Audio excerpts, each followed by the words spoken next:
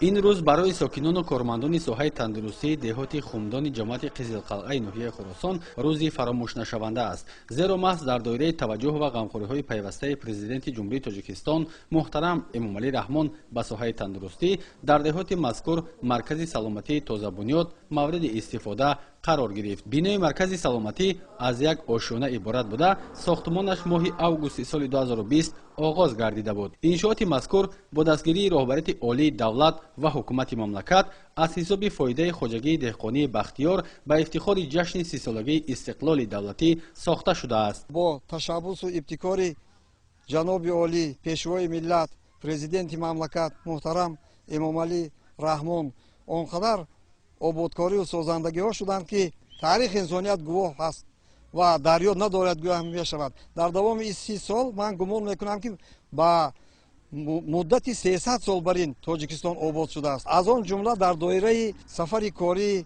پیشوای ملت با ناحیه خراسان مرکز سلامتی دهه خمدان جماعت دهات قزلقلعه ناحیه خراسان و استفاده داده شد که این از تلاش ها پیگیری های ثابت قدمانه جناب عالی است و در اطراف جناب عالی صاحب کاران متحد شده من این بینای محتشم بزیب را ساختند، این گلکاری ها را کردند. این خرسندی کلان برای دهه ماست که در مرکز دهه ما دهه خمدان مرکز سلامتی نیز ساخته شد.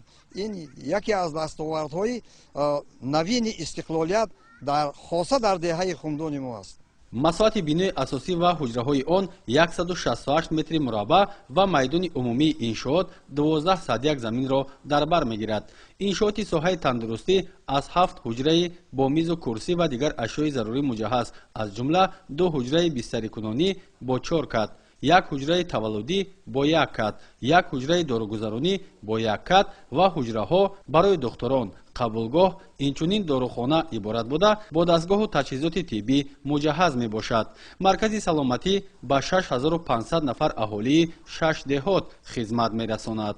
میناداری خود را با پیشوای ملت جناب عالی میرسونیم که و با شخصانی سخاوتمند که امروز در این منطقه خمدان جماعت قزلقلعه با ما چنین شرایط کاری را فراهم آوردند که با تمام تجهیزات موثر تجهیزانده شده است و ما مینداریم که در چنین شرایط ما زندگی میکنیم و کار و فعالیت میکنیم.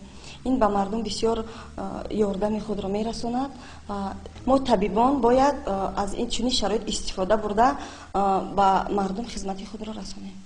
با مقصد زیبا و نظربا شدن محیط اطراف در دو قطعه صحن حولی انشاءات کارهای شناندن گلهای هرخیله، درختان ارچه و میسه‌زارکنی انجام داده شدند. مطابق لایحه بهر آب تامین کنی در نزد بنا ظرف مخصوصی ذخیره آب با گنجایش 3000 لیتر نصب کرده شد. انشاءات مذکور در شفت راه قزلقلعه شهر توز جایگیر بوده در بنیاد آن کارگران محلی جلب شده بودند. هنگامی به فعالیت شروع نمودن این مرکز سلامتی 10 جای کاری نو تأسیس یافت. قبلا در این منطقه چنین شرایط مناسبی دسترسی به خدمت رسانی طبی موجود نبود و بیماران و کارافتادگان به مرکزهای سلامتی شهر باختر، ناحیه خراسان و دیگر نقطه‌های طبی مراجعت می‌کردند. همکنون با فراهم شدن چنین شرایط خوبی کار و فعالیت هم مشکلی ساکنان و هم طبیبان راه حل خویش را پیدا نمود. حالا در جماعت قزلقلعه ناحیه خراسان ولایت ختلان 4 بنگاه طبی، 1 مرکز طبی اویلوی و 1 مرکز سلامتی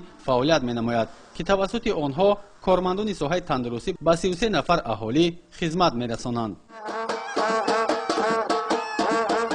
همزمان در این روز در دایره سیاست اجتماعی راهبریت عالی دولت و حکومت مملکت با اقدام صاحبکاران ختنسور دست جمعانه 10 نفر فرزندان عائله‌های نیازمند دهات خمدان گذرانیده شد.